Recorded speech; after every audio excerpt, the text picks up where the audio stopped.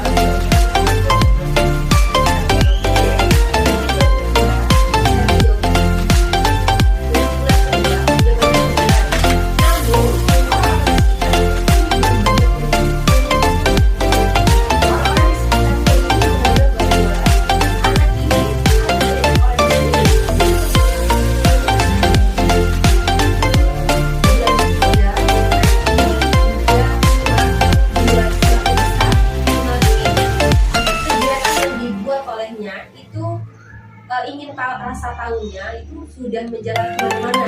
Jadi dia ingin rasa ingin tahu semakin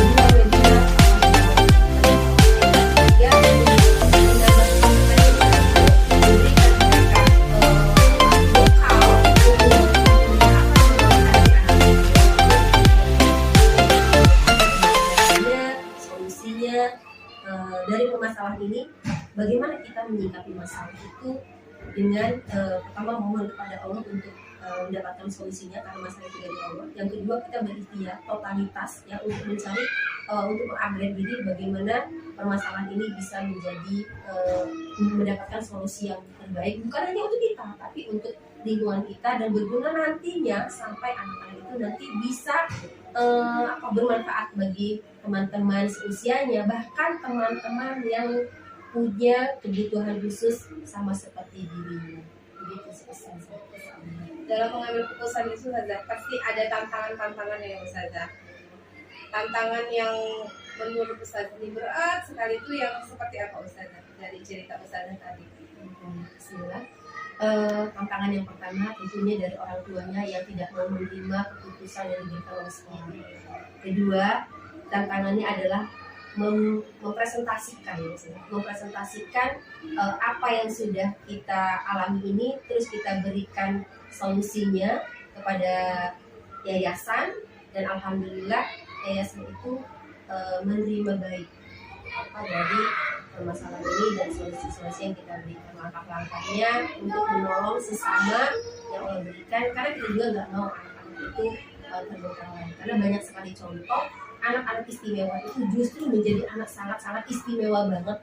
Karena apa? Karena ada pendidikan dari orang tua dan orang-orang sekitar yang mensupport anak ini seperti apa sih, apa kelebihannya, itu yang diupgrade gitu. Jadi orang tua yang tidak mau menerima, untuk orang-orang di atas kita yang perlu, ayo dong presentasikan. Kalau memang Anda berkeinginan bahwa sekolah itu mau dijadikan sekolah inklusif, kita mengumpulkan banyak data, kita mengumpulkan banyaklah ya hal-hal yang perlu kita presentasikan kepada orang-orang di atas kita untuk bisa menerima bahwa sesungguhnya anak dan perempuan itu punya hak yang sama sebagaimana dicantumkan dalam Undang-Undang Dasar 1945. Kita jadi pakai undang-undang punya hak anak. Iya. Jadi dari cerita Ustazah saya bisa mengambil kesimpulan bahwasanya dari permasalahan itu Ustazah sudah mencari solusinya gitu ya, untuk memutuskan bahwasanya sekolah PKIT ini insya Allah di tahun berikutnya itu langsung menjadi sekolah inklusi ya Ustazah. Jadi tahun ini sudah Ustazah dengan pembelajaran ya Masya Allah ya dari siswa yang berkebutuhan khusus tadi Ustazah. Ya Ustazah, ini pertanyaan terakhir, hikmah atau pembelajaran yang paling berharga dan orang-orang yang sangat mendukung gitu untuk alhamdulillah di tahun ini sudah terbentuk gitu sekolah inklusi ini Ustazah. Pelajaran terpenting hikmahnya sangat luar biasa, membuat kita itu apa yang bisa saya perbuat, bagaimana saya ini bisa bermanfaat bagi orang-orang di sekitar kita ya. Kita bisa bermanfaat bagi manusia lainnya, karena tentunya kita tidak menginginkan anak-anak yang Allah dibilang kepada kita itu anak-anak berkebutuhan khusus. Kita inginnya anak yang mulia. Namun ketika qadarullah itu datang, kita sebagai manusia yang Allah berikan akal dan pikiran itu harus menerima dan membuat anak yang Allah titipkan itu menjadi anak yang berguna dunia dan akhirat, terutama bagi orang tua ini. Dan tentunya kita juga pasti akan mendapatkan imbas pahala dari apa yang sudah kita perbuat. Insya Allah. Orang-orang yang berpengaruh untuk keputusan Ustazah itu siapa saja Ustazah? Oh, Masya Allah, orang-orang yang berpengaruh itu sangat banyak, gak bisa dihitung satu-satu ya Ustazah. Sangat banyak sekali orang-orang yang berpengaruh ketika kita bisa mempresentasikan bahwa ini loh ada titipan-titipan Allah yang sangat banyak. Satu saja titipan Allah, anak inklusi di sekolah kita itu rahmatnya luar biasa. Apalagi sampai saat ini ada 14 anak berkebutuhan khusus gitu ya, anak-anak istimewa yang ada di IT Insan Robani. Itu rahmatnya dari Allah itu luar biasa, kan banyak sekali gitu ya. Mulai dari warga sekolah, mulai dari para kiadat kita, para pimpinan-pimpinan kita gitu kan, orang-orang di sekitar kita yang sangat menunjang, wali-wali murid gitu yang sangat mensupport bahwa sekolah ini jadi sekolah inklusi gitu.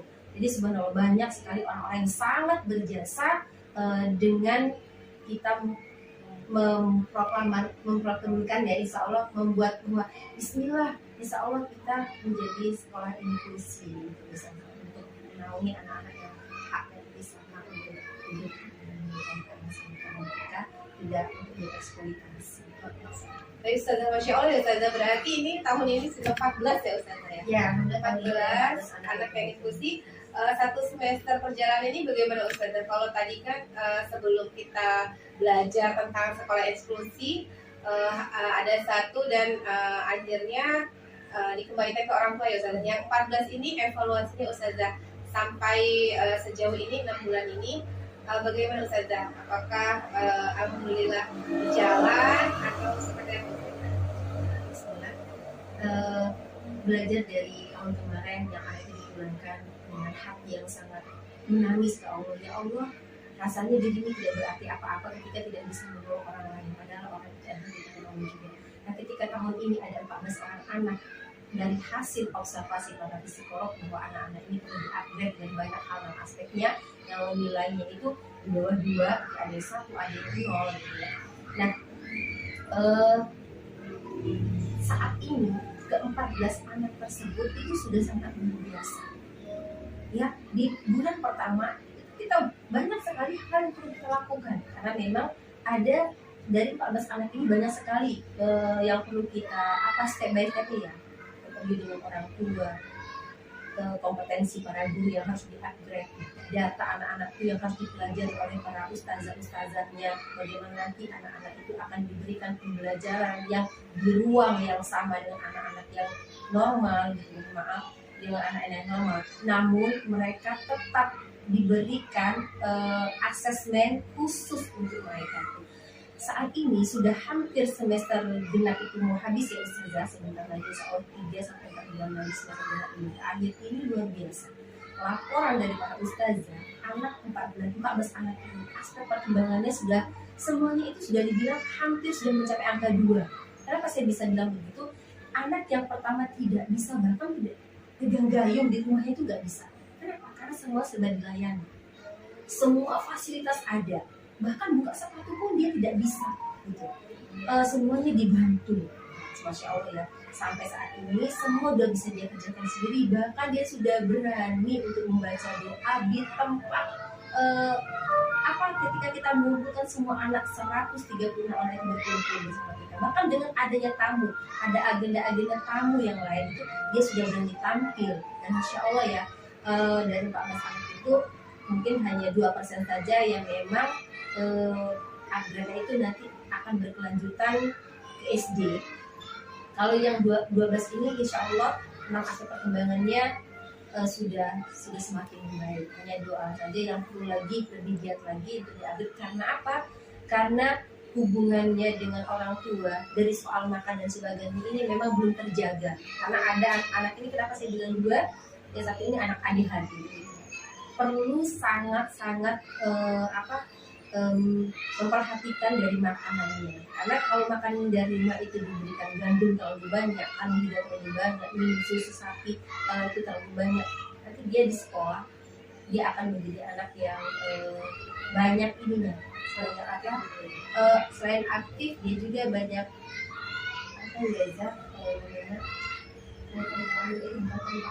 tantrum. Maka saat ini ada yang membantu, ada khodimatnya, jadi ketika di dalam kelas dia bersama ustazah, kalau dia sudah bosan dan dia sudah timbul akan tantrum gitu ya, itu dipersilakan ketika dia mau pergi kemana, misalnya mau ke api bagian luar, itu sudah ada khodimat yang akan menemani. Jadi insya Allah itu ustazah, hanya 2 saja dari 14 anak yang perlu lagi mengaktifkannya bersama ustazah, hubungan baik tentunya ya, kolaborasi dengan orang tua. Baik ustazah, terima kasih ustazah ilmunya, Masya Allah sekali. Semoga sekolah ini Allah percayakan ya ustazah untuk banyak amanah dan tantangan yang membuat kita semakin hari semakin belajar dan semakin baik ya ustazah. Baik, saya ucapkan terima kasih Ustazah. Mohon maaf ini sudah mengganggu waktunya. Baik Bapak Ibu, demikian wawancara saya bersama Ustazah Raya Mangeskar. Saya akhiri. Wassalamualaikum warahmatullahi wabarakatuh. Waalaikumsalam.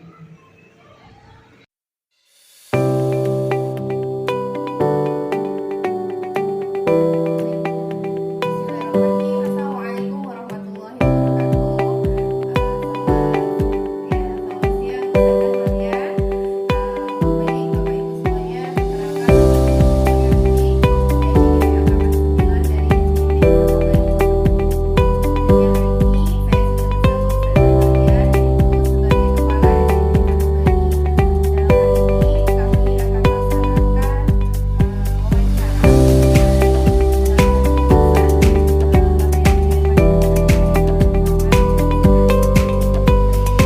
Selamat siang Ustazah. Ya, mohon izin mengganggu waktunya ini. Izin ya Ustazah, kan Ustazah ini kepala SDT Sarobani ya Ustazah.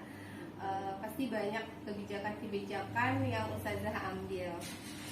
Bagaimana Ustazah mengidentifikasi kasus-kasus yang merupakan dilema etika atau bujukan moral Ustazah? Identifikasi dilema etika ini kan kasus di mana benar lawan benar ya dalam Iya, satu masalah. salah satunya benar lawan benar.